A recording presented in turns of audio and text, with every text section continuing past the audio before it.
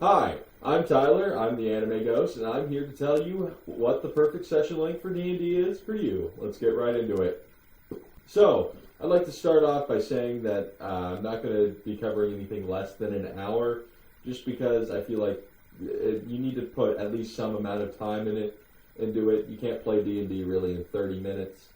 It just takes forever to get everything set up and all the dice rolling, and it's just kind of like you can't make much progress. So we're just going to skip to the 1 hour to 2 hour benchmark. So we're going to hop right into it with the 1 to 2 hour session. So the pros of this session are that it's easy to fit into your schedule. Scheduling D&D is a really tough thing, especially when you're an adult with a full-time job or you're in college trying to make it through classes and studying for tests. And even if you're in high school, you can only, you go after school, hopefully.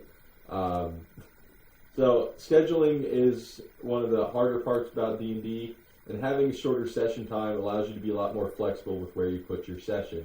It's also less prep time for your DM.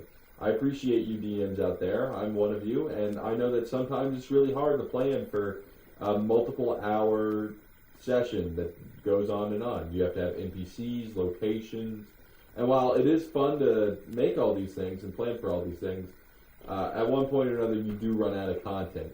So with a shorter session time, it's a lot easier to make sure you have stuff prepared for that session. It allows for more frequent games as well. If you're only playing for 2 hours, it allows you to squeeze in a whole lot more than if you were playing for a longer amount of time, and that means more D&D, and who doesn't like more D&D? Some of the cons to this, there's not going to be as much progression in the story as there would be with longer session times. You're just going to have all the setup time for playing D&D, and then you're just not going to have the time to get everything that you want to done. It's just the nature of the beast. It's also going to be difficult to remember specific sessions. 2 hours is a nice digestible block, but when you have multiple sessions, especially during a week, it becomes difficult to keep track of it because it's not a large amount of time that you spent doing things. Let's go on to the next one, 2 to 4 hours. So this is a reasonable fit for most people. I think this is where the majority of D&D sessions are going to fall. It's not too much of a time constraint, so people can definitely fit this into their schedules. Still, it just takes a little bit more wiggle room, and you might have to make some compromises there. What I really like is this allows for a lot of role-playing to get done. I find that in 1 to 2 hour sessions, you really have to focus on making progress. It's difficult to justify having a session to role-play. But in 2 to 4 hours, you have plenty of time to talk and meander your way through the world and really engage with it. Fights also won't take up a whole session, which is awesome, because you'll remember what was happening before and after the fight, most likely. Some of the cons has a tendency to always end in a cliffhanger. Now, that's one of my personal pet peeves. That might not be a pet peeve for you, but there's only so many cliffhangers I can take, especially considering that every anime nowadays ends an episode with a cliffhanger. It can also start to stress schedules, as I said before.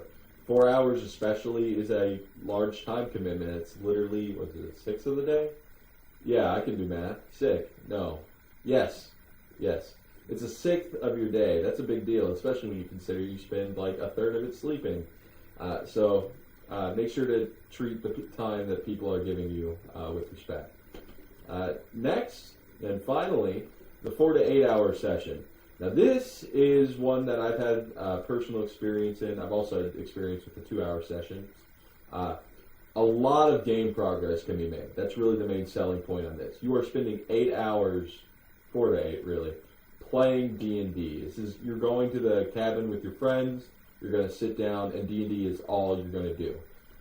So you can really get through a campaign. This is kind of like the only way I see you going through adventure modules, especially, just because there's less prep work for the DM there. But it is a lot easier to follow along with the story if you just sit down and do it. It's like reading a book. There's also time for dinner and other things to come up during the session. There you can take a break. You're probably going to need a break. I remember my main D&D group for a while. We would always just get Cane's or something.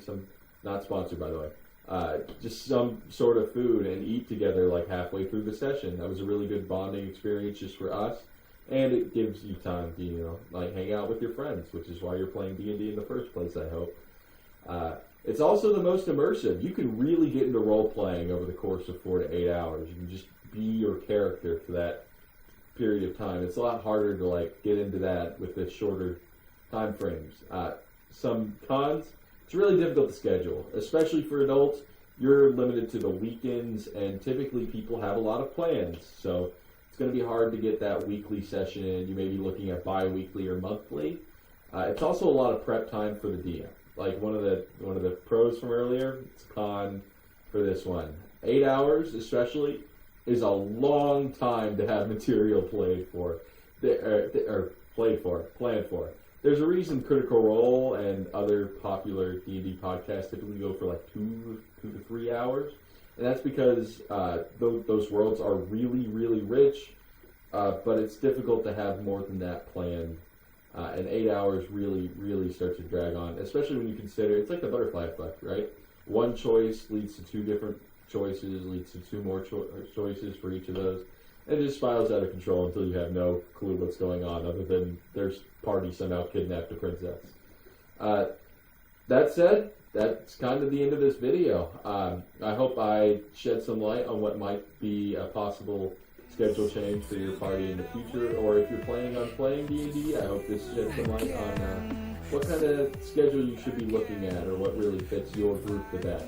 This does change on a group-by-group basis. All of these are usable. I've played in games in all of these and had fun in all of these. And that's pretty much it. Thank you so much for watching. I'll see you guys in the next one. Bye.